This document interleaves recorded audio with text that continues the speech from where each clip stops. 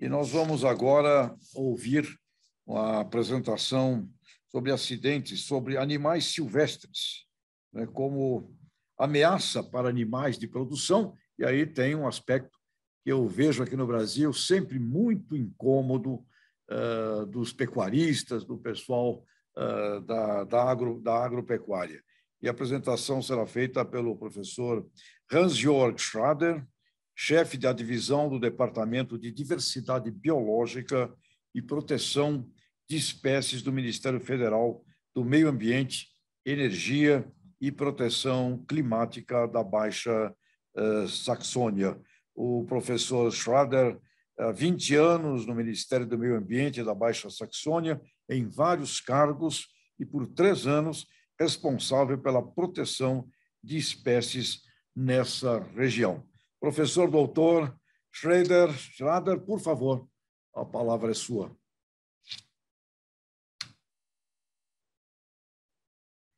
Wir können Sie leider nicht hören, Professor.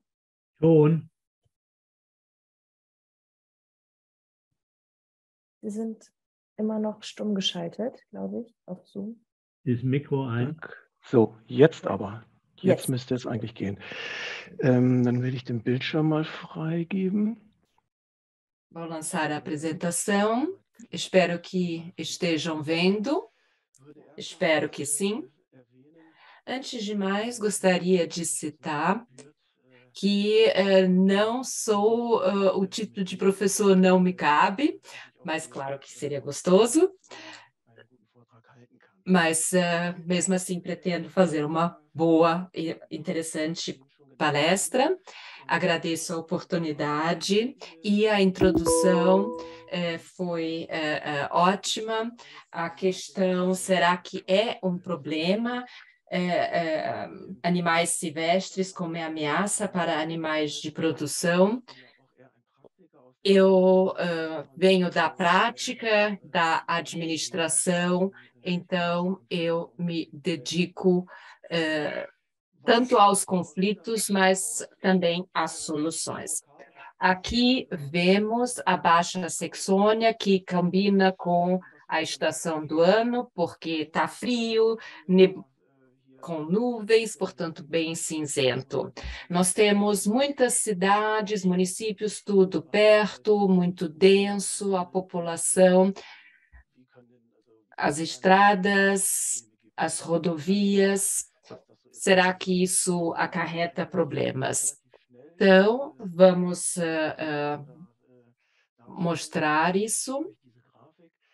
Com esse gráfico, o lobo já foi mencionado, a doutora Zibet mencionou, e aqui vemos o mapa da Baixa Saxônia e os quadradinhos coloridos. Cada quadradinho são animais de produção mortos, gado, cavalos, ovelhas, animais mortos por lobos. Então, dá para entender que temos um problema, temos um conflito, não afeta só a Baixa Saxônia, afeta toda a Alemanha, a Europa, e não é um problema teórico, é um problema que eu tenho que lidar todos os dias.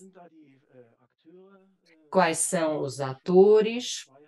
Os predadores, na verdade, alguns deles a gente já viu, mas vou apresentá-los aqui sucintamente.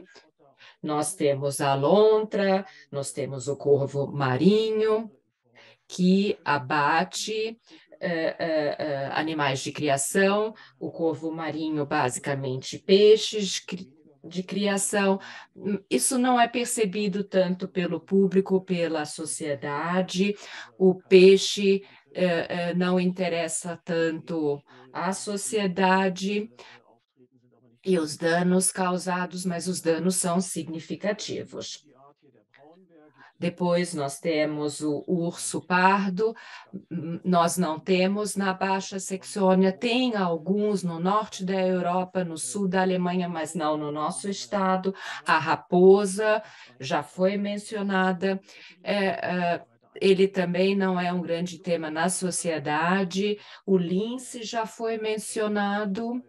O lince não aparece só como vítima, mas também como predador, porque abate animais de produção menores e causa danos.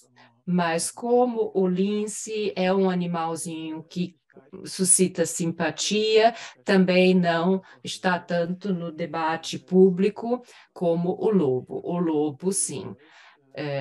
Há muita polêmica, é o animal emblemático para o conflito entre animais silvestres e animais de produção. E por isso vou explicar o problema tomando o lobo como exemplo. Vemos os danos causados na população de animais de produção. Desde o ano 2000, o lobo voltou para a Alemanha e desde que ele voltou, começamos a ter as mortes de animais de produção. São mais de 3.000 animais de produção mortos e as fotos são como as aqui embaixo. São imagens realmente impactantes, terríveis. Os animais realmente sofrem e são mais de 3.000 por ano que são perdidos para o lobo por ano. O que isso significa? Sobretudo Especialmente para a para os criação animais de de animais de produção, produção. isso tem impactos Temos diretos para as danos perdas, mas diretos e também danos indiretos, ou danos posteriores, subsequentes. que isso começa com os Começa custos com os animais, mas maiores também custos de na Baixa veterinário, Saxônia temos os animais que são cavalos que atacados, são abatidos, atingidos por esses às vezes ataques até e sobrevivem, sobrevivem, e depois já mas tem esses essa experiência, animais depois sobrevivem, mas eles perdem em perdem muito valor valor porque eles reagem de forma diferente sobreviveram. aos animais que não tiveram esse susto com o lobo. E também temos maiores gastos com cercas e outras medidas de proteção. Isso também é uma despesa financeira considerável. Também temos um maior gasto de pessoal, gasto em tempo, medidas de proteção e também é uma carga física. E deixei isso por último, porque isso às vezes é desconsiderado. Tem muitos que fazem a criação de animal mais por hobby ou em pequena dimensão, e nós temos ataques quase todos os dias ou de 3 em 3 dias, e isso é um estresse psicológico e as pessoas deixam a sua profissão, porque é um sofrimento. Esse conflito, todas as consequências, eu gostaria de tipificar em 4 categorias. 3 eu vou aprofundar. Primeiro os legais, depois os emocionais, depois os ecossistêmicos. Então, deixe-me iniciar com o aspecto legal. Vemos aqui que o lobo tinha desaparecido por muito tempo na Europa, na Alemanha, e a legislação para a proteção dos lobos foi feita nos anos 90, quando não havia lobos.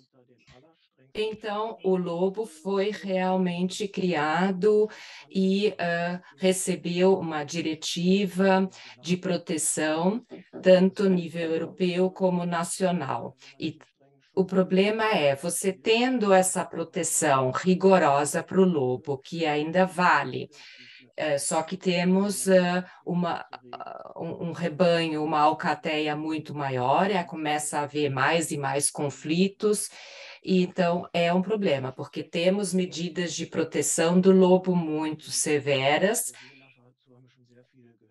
O comportamento de predador do lobo já ouvimos e conhecemos. Só para completar, o lobo também está sujeito à legislação de caça. Vamos ver agora o aspecto econômico, os custos causados pelo lobo. Na Alemanha, gastamos para proteger os rebanhos dizimados por lobos são em torno de 10 a 11 milhões de euros.